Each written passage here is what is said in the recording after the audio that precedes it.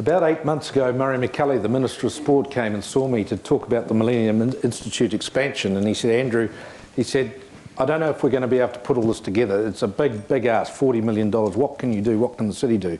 Because they also wanted to include a 50-metre Olympic pool.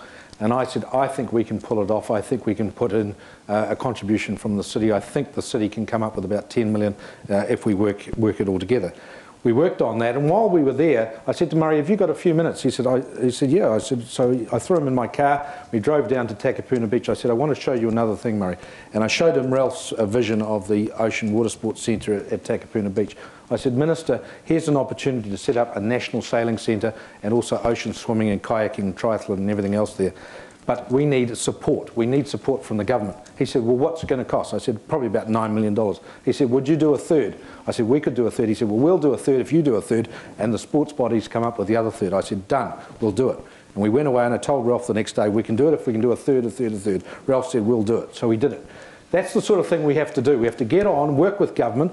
They've got the funding from Spark. They've got the funding from the major events organisations, the major government funding. We work closely with government, work closely with the new Auckland Council, work closely with the sports bodies and with the members and everything else. We can raise the funds and get the facilities in place. I didn't support in terms of spending money on Olympic Games, and I would never go along with that. That would cripple not only the city but the country.